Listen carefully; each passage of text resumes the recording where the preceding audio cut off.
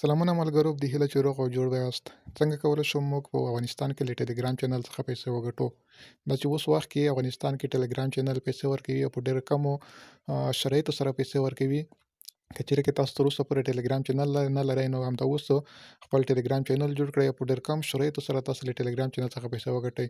اوس وخت کې زیاته سوشل میډیا چې دی له هغې څخه earning کېږي، یعنې پیسې ورڅخه ګټلی شئ، لکه یوټیوب شو، فیسبوک شو، ټیک ټاک، انسټاګرام او د هغې ترڅنګ ټلګرام چینل شو.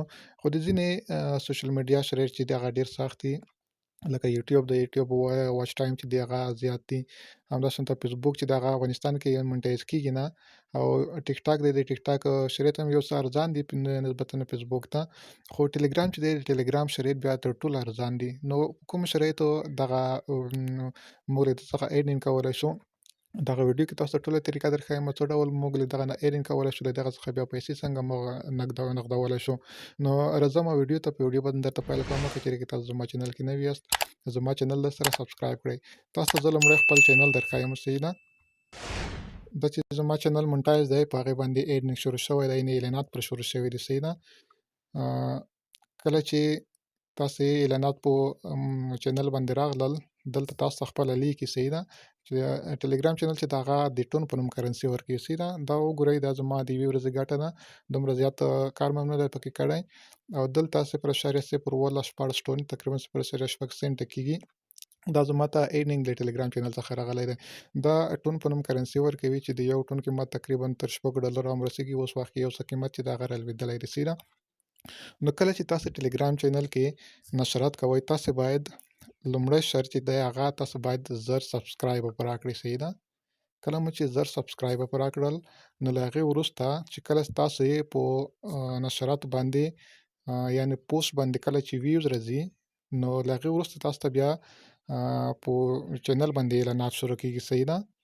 کله چې چینل باندې تاسو ته اعلانات شروع شول، نو هغې وروسته تاسو ته بیا په چینل باندې earning یا هم پیسې ګټل هم شروع کېږي. نو د هغې ګټل کوم پیسې چې ګټل کېږي، هغه موږ څنګه کولی شو بیا ورڅخه نغد کړو. د هغې معلومات هم وروسته درکوم چې هغه موږ څنګه ورڅخه نغدولی شو، څومره تعداد سره موږ هغه پیسې بیا له دغه چینل څخه ایستلی شو. نو لومړی راځم تاسو ته ټلګرام چینل د جوړولو طریقه درښیم، صحیح ده. تاسو کله چې ټلګرام چینل راخلاص کړ، لاندې دغه ځای ته به راشئ، دغه د ایډیټ نشان چې دی، صحیح ده، دا ځای باندې به کلیک وکړئ، دغه باندې. کله مو چې دې ځای باندې کلیک وکړ، دلته به بیا دغه نیو چینل باندې کلیک وکړئ.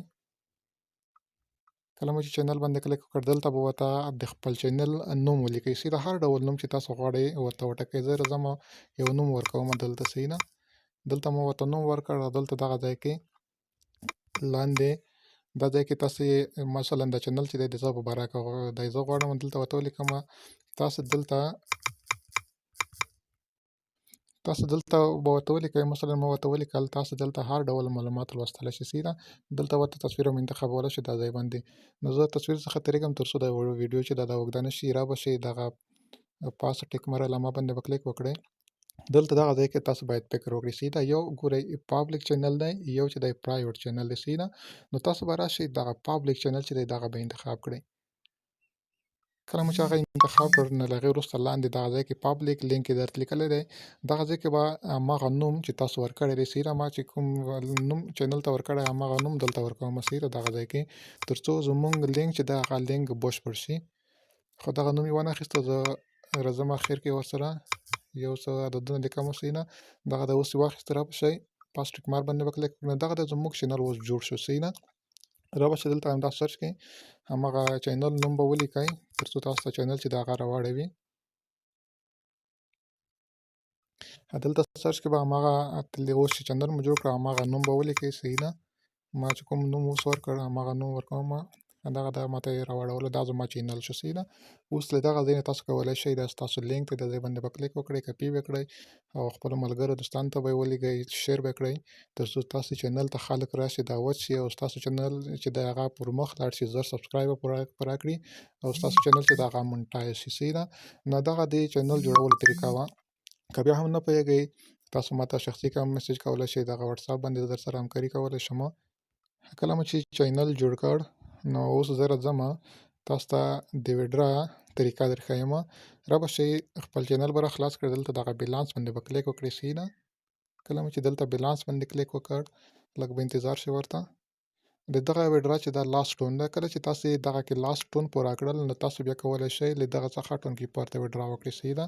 نو دا چې اوس ما سره دلته بیلانس کم دی، نو زه اوس نشم کولی چې دغه ولیږم. صحیح ده، ځکه چې ما سره بیلانس کم دی. نو تاسو کله چې لاست ټون پوره کړل، لاست ټون تقریبا تر $80 پورې کېږي. صحیح ده. اوس چې کومه چې لږ ښکته دی، تقریبا تر $40 پورې کېږي. نو ځینې وخت دغه ټون چې دا تر $6 هم ورسېږي. نو کله چې لاست ټون پوره شو، نو تاسو بیا کولی شئ هغه 24 ته ترې ولګئ. له 24 نه بیا کولی شئ بایننس ته ولګئ. له بایننس نه بیا پیپال اکاونټ ته، له پیپال اکاونټ نه تاسو کولی شئ هغه حساب پای ته ولګئ.